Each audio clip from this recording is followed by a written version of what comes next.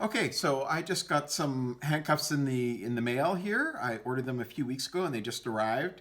I got the Clejuso 13s and 15s, which are the heavy duty, um, heavyweight cuffs, and they're really heavy. If you look at these, the first thing you'll notice is that they are really thick. This one here, the 15, is almost 4 centimeters, but 3 2/3 of a centimeter, and then these ones here are the 13s here are about 2 centimeters, so very big.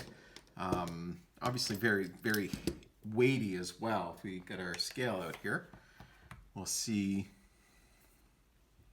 that the 15s here weigh one just over 1,360 grams, and the 13s weigh, with the long chain, I got the 30 centimeter chain here, they weigh just over a kilogram, 1,081 grams.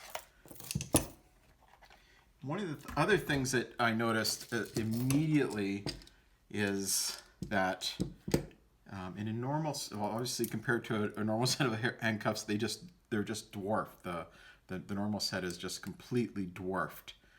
And the other thing is that there is, on a normal set of handcuffs, there's a left side and a right side.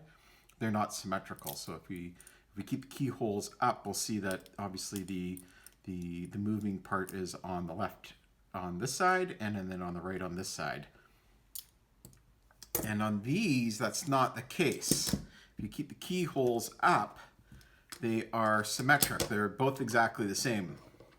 So these are actually two lefts or two rights, when in a normal pair we'll have a left and a right. So it kind of isn't really super obvious how you're supposed to put these things on. Do you put them on sort of one with the big meaty part up and the other one with the big meaty part down, and then you have one keyhole facing towards your hands and one keyhole facing towards your body in this position? That kind of is a bit weird.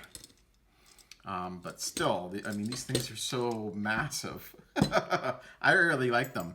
And if you look at the key, it's a much bigger key if you compare it to a standard North American cuff key.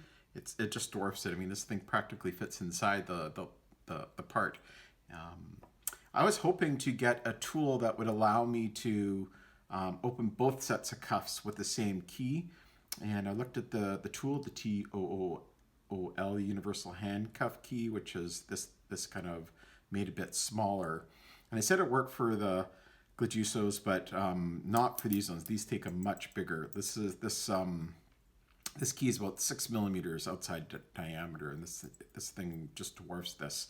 There's no way you're going to get this key inside the standard, the normal handcuff keyhole, so that you can't have a compatible one unless it's totally shaped differently, because that the giant post that's in here is going to never accept something this size, and this one is never going to go in there, so you can't have a universal key, which is a little bit sad.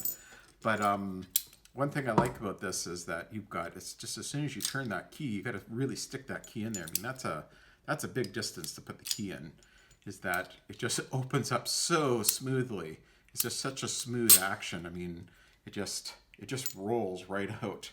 And that's just because of the weight, and also just because of the clearances.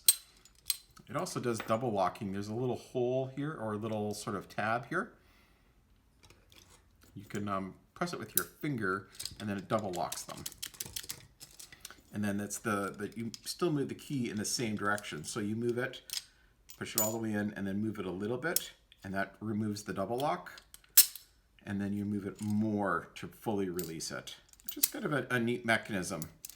And if you look in the keyhole, which is quite difficult to see inside, but if you take the pawl and start clicking on it and see what moves in there, and I found someone who actually took one of these apart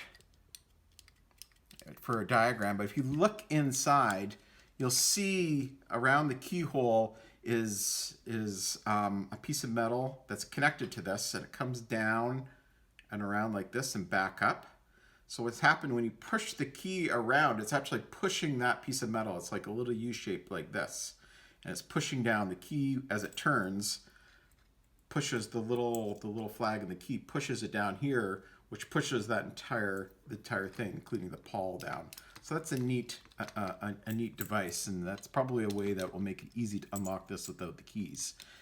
And then in terms of the double lock, when you move the double lock over, it moves a piece that locks the pawl. And when you move the key, as the flag comes over here, it pops this out. So it moves as a piece of metal that moves like this, that holds it in place. So it gets moved out of the way as soon as you turn the key. And then so as you turn the key, that gets moved, and they continue turning it, and then the pawl moves down. So it's a nice mechanism. It's very smooth. I'm very impressed with how smooth these things are.